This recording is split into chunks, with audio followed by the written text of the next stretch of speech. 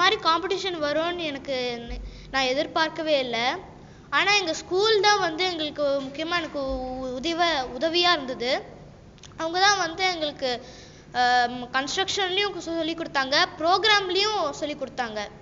Scratch ப்ரோக்ராமிங்கில் அவங்க எங்களுக்கு வந்து பிளாக்ஸ் யூஸ் பண்ணுறதுக்கு கற்றுக் கொடுத்தாங்க. ஸ்க்ராட்சில் எப்படியெல்லாம் அதை ஃபங்க்ஷன் பண்ணணும், எப்படி உங்களால் இந்த ஒர்க் பண்ண முடியும், எப்படி அதை செயல்படுத்தணும், அதெல்லாம் எங்கள் டீச்சர்ஸ் தான் எங்களுக்கு ஃபுல் அண்ட் ஃபுல் எங்களுக்கு சொல்லி கொடுத்தாங்க. இந்த மாதிரி ஒரு காம்படிஷன் வர்றதுக்கு முன்னாடியே எங்களுக்கு வந்து இவ்வளோ விஷயம் தெரிஞ்சதுனால தான் காம்படிஷன் வரும்போது எங்களால் வந்து எங்களுடைய யுனிக் ஐடியாஸை வச்சு எங்களால் அதை செயல்படுத்த முடிஞ்சது. என்னுடைய ப்ராஜெக்ட் பேர் வந்து ஷூட் டு ஸ்கோர். இதில் வந்து ஒரு ஷூட்டர் இருப்பாங்க. அவங்க வந்து ஒரு கன் வச்சுக்கிட்டு இருப்பாங்க.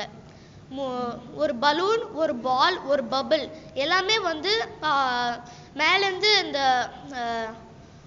அந்த ப்ரோக்ராமிங் ஸ்க்ரீனுக்கு மேலேருந்து வரும். அதில் வந்து ஸ்பேஸ் பார், கம்ப்யூட்டரில் ஸ்பேஸ் பார் இருக்குது, அது யூஸ் பண்ணி ஷூட் பண்ணலாம். ஆரோ கீஸை வச்சு, கம்ப்யூட்டரில் இருக்கிற ஆரோ கீஸை வச்சு அதோடைய டைரக்ஷனை மாற்றலாம். மிஸ் பண்ணிட்டோம், ஒரு ஷாட் நம்ம மிஸ் பண்ணிட்டோம்னா பாயிண்ட் இல்லை, அடித்தோம்னா வந்து நமக்கு ஒரு பாயிண்ட் வந்து ஒவ்வொரு அந்த பால், பலூன் இதுக்கெல்லாம் வந்து வெவ்வேறு பாயிண்ட் இருக்குது. அதனால் யார் வந்து அதிகமாக பாயிண்ட் எடுக்கிறாங்களோ அவங்க ஜெயிச்ச மாதிரி இருக்கும். அதே மாதிரி இதில் வந்து இதில் இருக்கிற இன்னொரு விஷயம் என்னென்னா, ஒரு பிளேயருக்கு மேலே இன்னும் 2-3 பிளேயர் கூட விளையாடலாம். ஆக்சுவலாக வந்து ஃபஸ்ட்டு நீங்கள் அந்த ப்ராஜெக்ட் ஓப்பன் பண்ணும்போது உங்களுக்கு எப்படி விளையாடணுங்கிறது ஃபுல் இன்ஸ்ட்ரக்ஷன்ஸ் உங்களுக்கு கிடச்சிரும். அதுக்கப்புறம் நான் பேசின வாய்ஸ் உங்களுக்கு கேட்கும். நான் இங்கிலீஷில் பேசியிருப்பேன், அந்த வாய்ஸ் உங்களுக்கு கேட்கும். அதே மாதிரி உங்களுக்கு இந்த கமாண்ட்ஸ் லிஸ்ட்டு உங்களுக்கு நல்லா தரோவாக இருக்கும். உள்ளார அந்த ப்ராஜெக்ட் இன்சைட்ஸ்குள்ளார போனீங்கன்னா என்னுடைய பிளாக்ஸ் நான் யூஸ் பண்ணதெல்லாம் உங்களால் பார்க்க முடியும். உங்களுக்கு புரியாத விஷயங்கள் தெரியலன்னா நான் வந்து ஒரு கமெண்ட் பாக்ஸ் மாதிரி வச்சுருக்கேன்.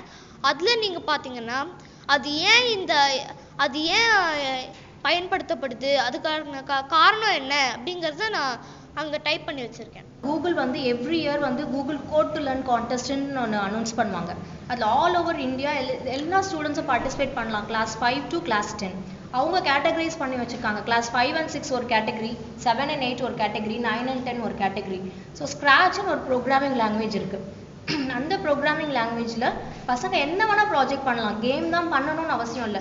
கேம் பண்ணலாம், இல்லை ஏதாவது சப்ஜெக்ட் ரிலேட்டடாக பண்ணலாம், மியூசிக் ரிலேட்டடாக பண்ணலாம், ஸ்டோரிஸ் பண்ணலாம், அனிமேஷன்ஸ் பண்ணலாம், என்ன வேணால் பண்ணலாம். பசங்களோட ஓன் க்ரியேட்டிவிட்டி இருக்கணும். இப்போ கேம்னு பார்த்தீங்கன்னா இவன் சொன்னது ஷூட்டிங் கேமுங்கிறது ஆயிரக்கணக்கான ஷூட்டிங் கேம்ஸ் இருக்குது.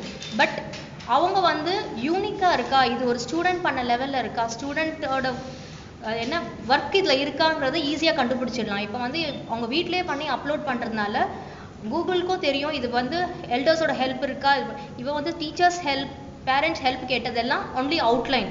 லைக் ப்ரோக்ராம் பண்ணிட்டு இருக்கும்போது எங்கன்னா ஸ்டக்கப் ஆச்சுன்னா, மேம் எனக்கு இந்த பிரச்சனை வரும், இந்த இடத்துல இப்படி வருது, அதை எப்படி சால்வ், அந்த மாதிரி ஹெல்ப் தான் வாங்கியிருக்கானே தவிர அதுதான் ஹெல்ப்னு சொல்கிறத தவிர ஓவரால் பார்த்தீங்கன்னா ஃபுல் அண்ட் ஃபுல் அவனோட ஒர்க்கு தான்.